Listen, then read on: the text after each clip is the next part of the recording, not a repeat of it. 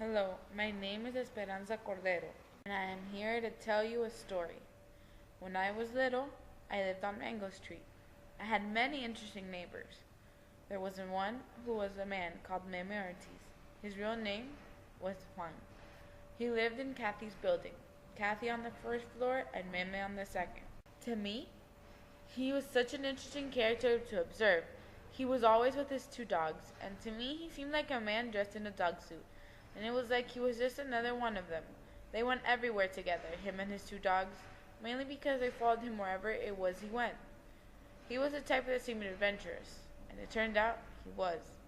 I remember this one time when he was out in the backyard and he won the first annual jumping contest. Poor kid, he broke both arms. Now, this seems like a dangerous and scary thing that can happen to you, to break your arms. But back then, it seemed like an everyday thing, nothing out of the ordinary for me. I also remember having a neighbor called Louis.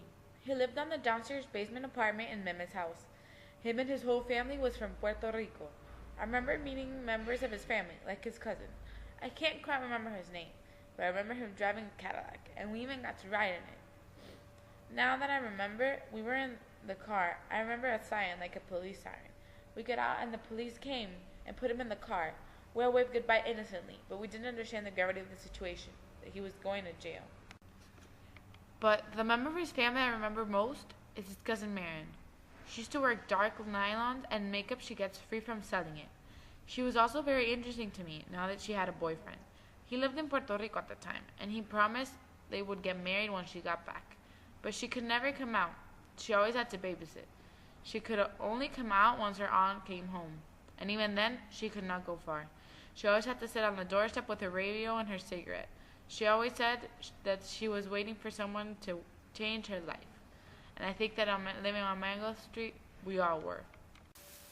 Really? On Mango Street, we all understood each other. We all knew each other and what each of us was going through at the time. But people who didn't know us, who didn't know our neighborhood, thought that we, all the people who lived there, were dangerous. This was all while me and all my neighbors felt safe. This was until we stepped into another neighborhood where everything was unknown. It wasn't until now that I realized this and how comfortable we all were on Mango Street. This is because if we weren't on Mango Street, our knees would shake, our eyes would look straight ahead, not looking at the people around us. Living on Mango Street gave me the opportunity of meeting hundreds of different people, including the Vargas kids. I remember those kids. They were so annoying that everyone in the neighborhood didn't even care about them anymore. One of them climbed a huge tree and died, unfortunately. But now that I am much older, I get to understand. The Vargas kid's mother, Rosa Vargas, was left by her husband and was left all alone herself to care for her own children without a father to help her out. I could see how sometimes they drive her crazy. She had too much children and then she didn't know what to do. In Mango Street, I got to see from poor lonely mothers with lots of kids living without a father to innocent daughters who lived underneath their father's strict orders. Alicia was one of these. Her mother died, therefore she only lived with her father, a man who treated her badly, as if she was a servant. She went to college and had to pay for her public transport. Well, at least that was a way of escaping from the hands of her bossy father. But the other half of the time she was due to stay in the house, waking up early to cook tortillas to feed her younger siblings. At least that was what her father had said. For him, mice were a piece of imaginations, since she always claimed they visited her at night. When you are little, you don't appreciate what you have. I remember hating Mango Street. It was like living in a cage without enough sky or flowers or butterfly, as I used to say. But the other kids apart from me got to appreciate things from a different perspective. I remember one day the sky was full of enormous clouds, each and every one of them taking shape of a different figure. Darius, a boy that, by the way, I didn't like that much, said something very curious in particular. When he looked up at a cloud, he said it was God.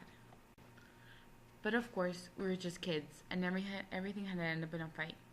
Of course, it was about naming the clouds. Nenny was calling them different names, common as Ted or Lisa. I didn't care, until one of them told me I had an ugly fat face. Of course, I wasn't going to stay quiet. It was the beginning of a fight with the most creative insults we could have ever come up with. Who else calls her own mother frijoles anyway? Mango Street has stored many of my precious memories, but one of them I won't forget in particular. I remember the day that the girls and I wore our first pair of high heels. I will never forget that day. Our legs looked long and womanly, but of course, for some of the neighbors, they were not appropriate shoes for little girls. Things got a bit ugly when some men sitting down the street started making sexual comments towards us, and when the nasty bum asked Rachel for a kiss in exchange for $1.